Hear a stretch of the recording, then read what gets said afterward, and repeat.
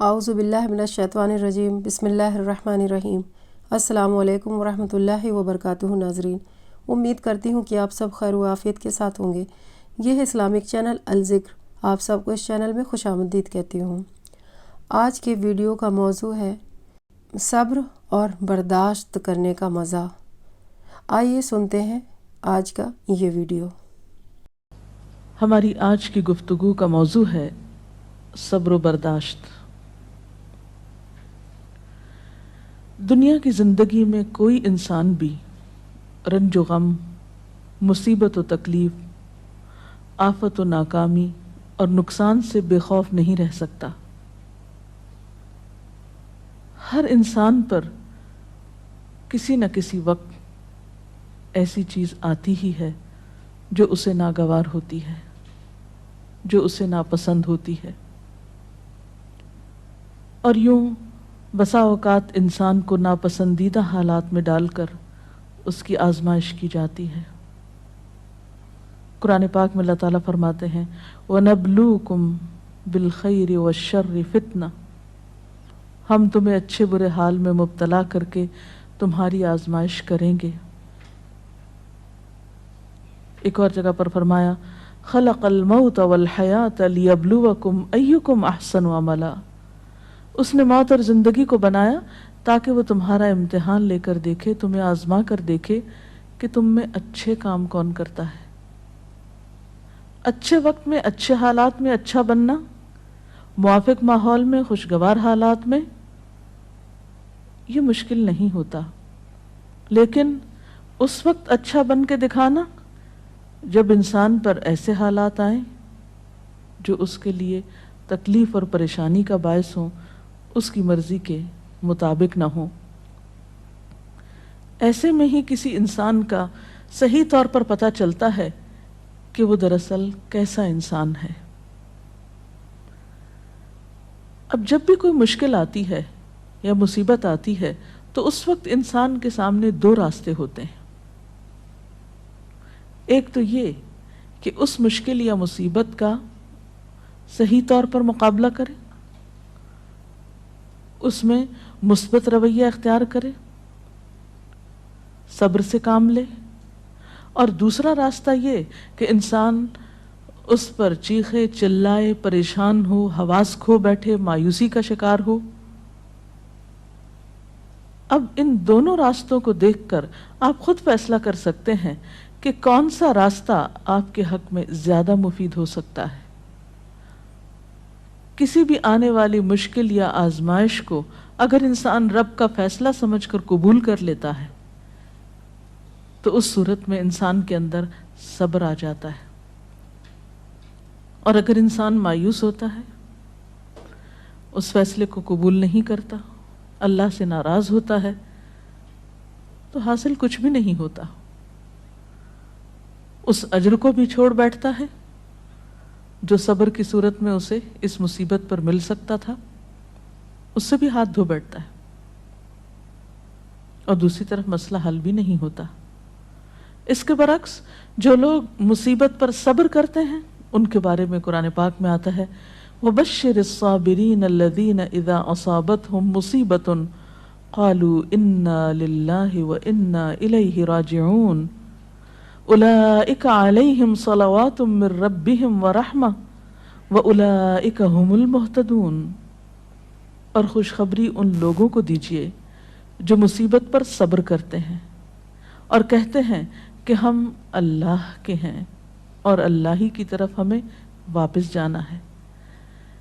ان لوگوں پر ان کے رب کی طرف سے بڑی عنایات ہوں گی اور اس کی رحمت ہوگی، اور ایسے ہی لوگ راہ ہدایت پر ہوتے ہیں۔ گویا مصیبت کے وقت صبر کرنے والا اللہ تعالیٰ کی خاص رحمت اور عنایت کا مستحق ہو جاتا ہے۔ یہاں ایک سوال یہ پیدا ہوتا ہے کہ اگر انسان اللہ تعالیٰ کا محبوب ہے اور اللہ تعالیٰ اپنے بندوں سے پیار کرتا ہے تو پھر انہیں مشکل میں کیوں ڈالتا ہے، ان کا امتحان کیوں لیتا ہے؟ تو بات یہ ہے کہ دنیا میں بھی امتحان کے بغیر انسان کی اصل قدر و قیمت سامنے نہیں آتی۔ مثلاً ایک ماں اپنے بچے سے پیار کرتی ہے لیکن اس کو اسکول بھیجتی ہے، جب امتحان کا وقت آتا ہے تو گھر نہیں بٹھا لیتی، امتحان کے لیے بھیجتی ہے تیار کر کے، اور امتحان سے جب بچہ گزرتا ہے تو ہی وہ پہچانتا ہے کہ اب وہ کس قابل ہے۔ کامیابی امتحان کے بعد ہی آتی، بغیر امتحان کے تو کامیابی کا تصور ہی نہیں۔ اسی طرح ہم دیکھتے ہیں کہ دنیا کی تاریخ میں جس طرح کے بھی لوگ آئے، خواہ وہ نیک آئے یا بد آئے، اچھے یا برے، انبیاء اور صالحین تھے یا فاسقین و فجار تھے، آزمائشیں ہر ایک کی زندگی میں آئیں۔ اس دنیا میں سب کو امتحانوں سے گزرنا پڑا۔ ہاں، یہ فرق ضرور ہے کہ اللہ کے پیاروں نے اللہ کی طرف سے آئے ہوئے امتحان پر کبھی شکوہ نہیں کیا، بے صبری سے اور جلد بازی سے کام نہیں کیا، بلکہ اس کے برعکس صبر سے کام لیا۔ نبی صلی اللہ علیہ وسلم نے فرمایا کہ اذا احب اللہ قوما، جب اللہ کسی قوم سے، کسی گروہ سے محبت کرتا ہے، ابتلاہم، تو ان کو آزما لیتا ہے۔ گویا آزمائش اللہ کی طرف سے کسی ناراضگی کی علامت ہی نہیں، بلکہ بسا اوقات وہ اس کی محبت کی علامت ہوتی۔ پھر فرمایا کہ جو شخص اس پہ راضی ہو جاتا ہے اللہ اس کے لیے راضی ہو جاتا ہے، اور جو ناراض ہوتا ہے اللہ تعالیٰ اس سے ناراض ہو جاتا ہے۔ لیکن وہ لوگ جو کسی بھی دکھ، تکلیف اور آزمائش کے وقت صبر کرتے ہیں تو ان کے بارے میں خوشخبریاں بھی ہیں۔ ایک جگہ پر آتا ہے ان اللہ مع الصابرین، اللہ صبر کرنے والوں کے ساتھ ہے۔ وبشر الصابرین، صبر کرنے والوں کو بشارت دے دو، اور قیامت کے دن تو صبر کرنے والوں کا اجر بے پناہ ہے۔ حدیث میں آتا ہے قیامت کے روز دنیا میں عافیت سے رہنے والے جب آزمائش میں مبتلا لوگوں کے اجر کو دیکھیں گے، یعنی قیامت کے دن جو ان کو اجر ملے گا اس کو دیکھیں گے تو تمنا کریں گے کہ اے کاش دنیا میں ہماری جلد کینچیوں سے کاٹ دی جاتی اور ہم بھی صبر کرتے اور آج ہمیں بھی اتنا بڑا اجر ملتا۔ اور اس کے علاوہ جو بھی مصیبت، تکلیف، حتیٰ کہ کانٹا بھی چبھتا ہے بندہ مومن کو، تو اللہ تعالیٰ اس کے بدلے میں بھی انسان کے گناہ معاف کرتا رہتا ہے۔ اس لیے کبھی بھی اس بات پر پریشان نہیں ہونا چاہیے کہ کوئی مصیبت جو آ گئی تو یہ شاید اللہ تعالیٰ کی ناراضگی ہی کا ذریعہ ہے۔ نہیں، اسی پریشانی میں آپ اللہ کی رضا کو بھی پا سکتے ہیں۔ نبی صلی اللہ علیہ وسلم نے فرمایا جس مسلمان کو کوئی قلبی اذیت، جسمانی تکلیف، بیماری، رنج، دکھ، غم، کچھ بھی جو پہنچتا ہے، حتیٰ کہ اگر اسے کانٹا بھی چبھ جاتا ہے اور وہ اس پہ صبر کرتا ہے تو اللہ تعالیٰ اس کے بدلے اس کے گناہوں کو معاف کر دیتا ہے۔ اس لیے تکلیف مانگنی تو نہیں چاہیے، عافیت کی دعا پسندیدہ ترین دعاؤں میں سے ہے، لیکن اگر تکلیف آ جائے تو اس پر واویلا نہیں کرنا چاہیے، اس کو اللہ کا فیصلہ سمجھ کر قبول کر لینا چاہیے، اور اس وقت صبر سے کام لینا چاہیے۔ اب سوال یہ پیدا ہوتا ہے کہ صبر کیا کیسے جائے؟ تو اس کے لیے شعوری کوشش کی ضرورت ہوتی ہے۔ حدیث پاک میں آتا ہے من یتصبر یصبرہ اللہ، جو صبر کرے گا اس کو اللہ صبر دے دے گا۔ تو گویا سب سے پہلے نیت اور ارادے کی ضرورت ہے، اللہ کے فیصلے کو قبول کرنا، ایکسپٹ کر لینا کہ جو ہونا تھا ہو گیا، آپ اسے تبدیل نہیں اب کر سکتے۔ مثلا کوئی شخص فوت ہو گیا، آپ اس کو دنیا میں لا تو نہیں سکتے، اب کیا اللہ کے فیصلے کو قبول کر لیجئے اور اس طرح بہیو کیجئے کہ اللہ راضی ہو جائے کہ ہاں اس میرے بندے نے میری بات کو قبول کر لیا، اس کا برا نہیں مانا۔ پھر اسی طرح انسان اپنے رب کی طرف سے ملنے والی نعمتوں کو اس موقع پہ یاد کرے۔ جب ایک چیز جاتی ہے تو بہت سی ہمارے پاس بھی تو ہوتی ہیں، عموماً ہم اس کے پیچھے تو بہت روتے ہیں جو چلی جاتی ہے، اور جو نعمتیں ابھی ہمارے ہاتھ میں ہیں، ابھی ہمارے پاس ہیں، ان پر ہماری توجہ ہی نہیں جاتی۔ مثلا خدا نخواستہ بچوں میں سے اگر ایک فوت ہو گیا تو باقی تو ہیں۔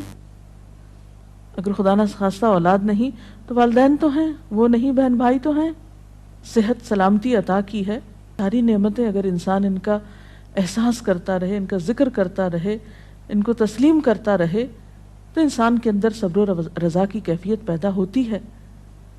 اور پھر اگر پھر بھی دل میں صبر نہ آئے تو ان لوگوں کے حالات پر نظر ڈالی جائے جو ہم سے زیادہ مصیبتوں کا شکار ہیں۔ اگر ہم کسی ایک بیماری میں خدا نخواستہ مبتلا ہیں تو ان لوگوں کو جا کر ہسپتالوں میں دیکھیے جو ایک وقت میں کئی ایک بیماریوں میں مبتلا ہیں۔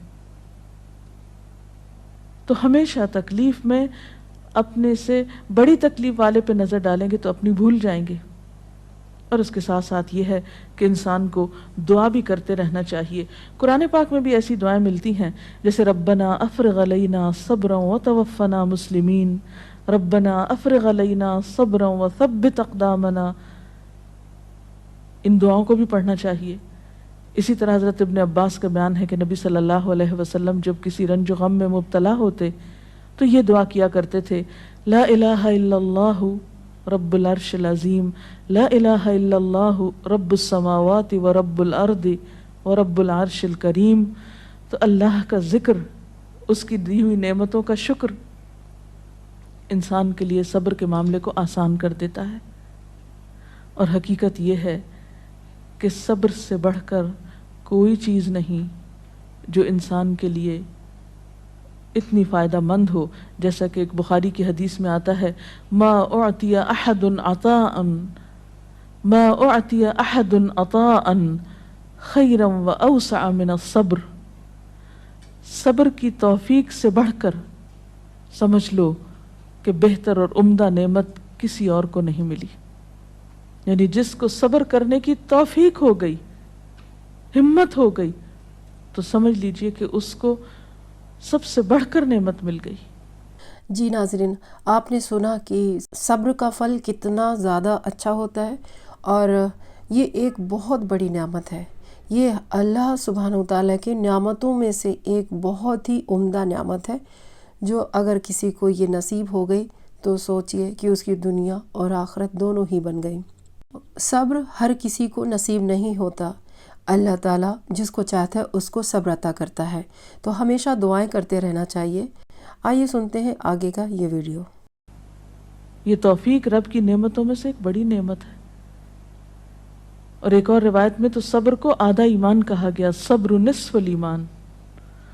اور مومن کا حال کچھ یوں بتایا گیا، یعنی مومن کی شان، آپ صلی اللہ علیہ وسلم نے فرمایا کہ مومن کی شان بھی عجیب ہے، اور یہ شان مومن کے سوا کسی اور کو نصیب نہیں ہوتی۔ ان اصابتہ سراء شکر فکان خیر لہ وان اصابتہ ضراء صبر فکان خیر لہ، کہ اگر اسے راحت اور خوشی ہوتی ہے تو وہ شکر کرتا ہے، اس طرح اپنی نیکی کو بڑھا لیتا ہے، اور اگر اسے کوئی تکلیف پہنچتی ہے تو صبر کرتا ہے، اور اس سے وہ اپنے درجے بڑھا لیتا ہے۔ تو گویا صبر ہر حال میں انسان کے لیے فائدہ مند ہے، اور انسان کے درجات کو بڑھانے کا ذریعہ ہے۔ اس کے برعکس بے صبری انسان کے لیے کسی طور پر بھی فائدہ مند نہیں۔ بے صبری سے کوئی کام نہیں بنتا، بے صبری سے کوئی بھی نتیجہ نہیں نکلتا، آپ تقدیر کے کسی فیصلے کو پلٹا نہیں سکتے۔ اس لیے صبر کرنا فائدہ مند ہے، اللہ تعالیٰ سے اس کی توفیق مانگنی چاہیے۔ اللہ تعالیٰ ہم سب کو اپنی عافیت میں رکھے، اور اگر اس کے فیصلے سے کوئی آزمائش زندگی میں آئی ہوئی ہے تو اس پر صبر کے ساتھ اللہ سے رجوع کرنے کی توفیق ملتی رہے۔ اس سلسلے میں اگر کوئی سوال ہو آپ کے ذہن میں۔ ایک حالات جو ہمیں بہت ہی کامن نظر آتے ہیں کہ جب کسی کی وفات ہوتی ہے، اور بہت ہی عام دیکھا گیا ہے کہ لوگ بالکل اپنے آپے سے باہر ہو جاتے ہیں، اسے اللہ کی رضا، اللہ کا وقت، جانے والے کا کوئی بالکل انہیں صرف اپنا غم کہ ہم سے یہ چھٹ گیا، اور اتنی استغفر اللہ غلط باتیں کہتے ہیں ان موقعوں پر، اور جب انہیں کوئی سمجھانا چاہے تو وہ اس مینٹل سٹیٹ میں، اس مینٹل فریم آف مائنڈ میں ہوتے نہیں کہ کسی کی بات سننا چاہیں، اور وہ بالکل صبر کا دامن چھوڑے ہوئے ہوتے ہیں. تو اس طریقے سے ان ماحول میں لوگوں کو کیسے ڈیل کیا جائے؟ ایسے سب لوگ اپنے بارے میں سوچیں کہ ان کی اس بے صبری نے ان کو کیا دیا. کیا اللہ کا فیصلہ پلٹ گیا؟ کیا اس بے صبری سے انہیں کوئی اجر ملا؟ کیا ان کی اس بے صبری سے دوسروں کو کوئی راحت ملی؟ جب انسان بے صبری سے کام لیتا ہے تو وہ نہ صرف یہ کہ خود کو پریشان کرتا ہے بلکہ اپنے آس پاس کے لوگوں کے لیے ایک اذیت کا سبب بن جاتا ہے، ان پہ ایک بوجھ بن جاتا ہے. پھر بعض اوقات زبان سے ایسی ناروا باتیں نکالتا ہے کہ اللہ تعالیٰ کو ناراض کر دیتا ہے. حالانکہ دیکھا جائے تو ان ساری چیزوں کے نتیجے میں سوائے خسارے اور ناکامی کے کچھ حاصل نہیں ہوتا. اسی لیے قرآن پاک میں اللہ تعالیٰ فرماتے ہیں وَالْعَصْرِ إِنَّ الْإِنسَانَ لَفِي خُسْرٍ إِلَّا الَّذِينَ آمَنُوا وَعَمِلُوا الصَّالِحَاتِ وَتَوَاصَوْا بِالْحَقِّ وَتَوَاصَوْا بِالصَّبْرِ. قسم ہے زمانے کی، یقیناً انسان نقصان میں ہے سوائے ان لوگوں کے جو ایمان لائے اور جنہوں نے اچھے کام کیے، ایک دوسرے کو حق کی تلقین کرتے رہے اور ایک دوسرے کو صبر کی تلقین کرتے رہے. تو خواہ تکلیف میں مبتلا شخص چیخنا پکارنا کرے، پھر بھی آس پاس کے لوگوں پر لازم ہے کہ وہ کسی نہ کسی طریقے سے اسے صبر کی طرف لے آئیں، اس لیے کہ صبر کے علاوہ اور کوئی دوا ہے ہی نہیں ایسے لوگوں کی. میم صبر کا مطلب کیا ہے؟ صبر کرنا کیا ہوتا ہے؟ صبر کا معنی ہوتا ہے اپنے آپ کو روک لینا، یعنی نیگیٹو ریئیکشن سے روکنا، منفی رویے سے روکنا، ناپسندیدہ حالات میں ناپسندیدہ طرز عمل سے خود کو روکنا، اور ایسے موقع پر ہمت اور دلیری سے کام لیتے ہوئے وہ طریقہ اور وہ طرز عمل اختیار کرنا جو اللہ تعالیٰ کی رضا کا باعث بنے. انسان اسفل سافلین میں نہ جا گرے، اپنے درجے سے انسانیت سے نیچے نہ اترے، اپنی زبان اپنے طرز عمل سے کوئی ایسا مظاہرہ نہ کرے جو انسانیت کے خلاف ہو، ایک مسلمان کی شان کے خلاف ہو، جو اللہ کو ناراض کرنے والا ہو. اسی رویے کا نام صبر ہے. رسول اللہ صلی اللہ علیہ وسلم کی زندگی سے میڈم کی مثال بتائیں جب ان کو کوئی بہت بڑا لاس ہوا ہو یا کوئی ان سے بچھڑ گیا ہو تو ان کا کیا رد عمل ہوتا تھا؟ اس میں ہم بے شمار مثالیں دیکھتے ہیں. مثلاً آپ دیکھتے ہیں کہ سفر طائف کے موقع پر جب آپ صلی اللہ علیہ وسلم کو لوگوں نے پتھروں سے مارا، آپ پہ آوازیں کسے، آپ نے ان کو بد دعا تک نہیں دی، خاموشی اختیار کی، پیدل چلتے آئے، پھر ایک باغ میں آ کر آپ نے آرام فرمایا. جبریل امین حاضر ہوئے کہ اگر آپ اجازت دیں اور آپ چاہیں تو ان لوگوں کو دو پہاڑوں کے بیچ میں پیس کے رکھ دیا جائے. لیکن آپ نے اس موقع پر بھی کوئی بات ایسی زبان سے نہیں نکالی، بلکہ کیا فرمایا کہ اللہ ان کو ہدایت دے، شاید ان کی نسلوں میں سے کوئی ایسا شخص ہو جو ہدایت پا جائے. اور ہم دیکھتے ہیں کہ محمد بن قاسم اسی قبیلے سے تعلق رکھتا تھا جس کی وجہ سے سندھ فتح ہوا اور یہاں اسلام کا دورہ ہوا. اثرات کہاں تک پہنچے صبر کے. اسی طرح اپنی اولاد کے معاملے میں آپ کے بیٹے ابراہیم، جن سے آپ کو بہت پیار تھا، جب وہ فوت ہوئے تو وہ آپ کی گود میں تھے اور آپ کے آنسو ٹپ ٹپ گر رہے تھے. لوگوں نے دیکھا تو کہا اللہ کے رسول صلی اللہ علیہ وسلم آپ بھی روتے ہیں؟ فرمایا کہ ہاں، یہ تو رحمت کی علامت ہوتی ہے. آنکھ آنسو بہاتی ہے، دل غمگین ہوتا ہے، لیکن زبان سے وہی نکلے گا جو اللہ کی رضا ہوگی، یعنی زبان سے کوئی ناپسندیدہ بات نہیں نکلے گی. اسی طرح جنگ احد کے موقع پر جب آپ کا دانت شہید کر دیا گیا، اس موقع پر بھی آپ نے کس طرح صبر و رضا سے کام لیا. تو گویا خواہ کوئی جسمانی تکلیف ہوئی آپ کو، یا اولاد کی طرف سے تکلیف اور غم پہنچا، یا اللہ کے راستے میں جب کہیں ستائے گئے، تو کسی بھی موقع پر آپ نے کبھی کوئی ایسا طریقہ اختیار نہیں کیا کہ جو اخلاق سے کم ہو. اسی لیے آپ کو یہ اعزاز نصیب ہوا کہ انک لعلی خلق عظیم، بے شک آپ اخلاق کی عظمتوں پر فائز ہیں. اور واقعی بہترین اخلاق اس وقت کسی کا پتہ چلتا ہے، اور بہترین اخلاق والا وہی ہو سکتا ہے جو ایسے موقع پر بہترین اخلاق کو ثبوت دے جب حالات اس کے موافق نہ ہوں، اس کے خلاف ہوں، اس کے نفس کو ناگوار ہوں، اس کے لیے تکلیف دہ ہوں، پریشان کن ہوں۔ جی کوئی اور سوال؟ یہ صبر کے معاملے میں ہم عورتیں جو ہیں عموماً بے صبری کا زیادہ مظاہرہ کرتے ہیں، خاص کر جیسے کہیں اموات ہو جائے یا کچھ ہو جائے، لیکن کچھ ایسی خواتین بھی ہوتی ہیں جو اس وقت بہت زیادہ صبر کرتی ہیں، لیکن پھر وہی ہماری جو ہم عورتیں جو ہے اس وقت اس کو یہ طعنہ دیتی ہیں بہت سنگ دل ہے، سخت دل ہے، اور وہ الٹا اس کو متاثر ہونے کے بجائے اس کو زیادہ اس کو کرنے کے بجائے اس کو طعنے دے کے معاشرے میں اس کا جینا زیادہ۔ تو اس معاملے میں جو ہے امہات المومنین کی کوئی ایسی مثالیں ہوں جو کہ بھئی اس طرح انہوں نے تکالیف میں صبر کیا، اور ہم عورتوں کا ایسے معاملے میں کیا کردار ہونا چاہیے کہ ایسے جو صبر کرتی ہیں خواتین؟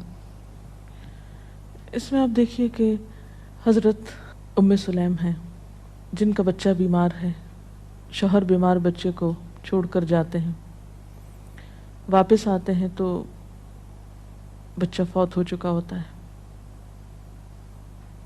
بیوی بہت صبر سے کام لیتی، یعنی ام سلیم جو ہیں بہت صبر سے کام لیتی ہیں، بچے کو ڈھانپ دیتی ہیں، شوہر کا استقبال کرتی ہیں، ان کو کھانا کھلاتی ہیں، آرام کرنے دیتی ہیں، اور پھر بہت عمدہ طریقے سے ان سے کہتی ہیں کہ اچھا ابو طلحہ یہ بتاؤ کہ اگر کوئی شخص تمہارے پاس اپنی امانت رکھے اور پھر امانت لینے کے لیے آ جائے تو تم کس طرح واپس لوٹاؤ گے؟ تو کہنے لگے کہ خوشی کے ساتھ لوٹاؤں گا۔ پوچھا تم ناراض تو نہیں ہوگے کہ وہ اپنی امانت کیوں لینے کے لیے آگے، یعنی واپس کیوں لے رہا ہے؟ کہا کہ نہیں، ناراضگی کس بات کی؟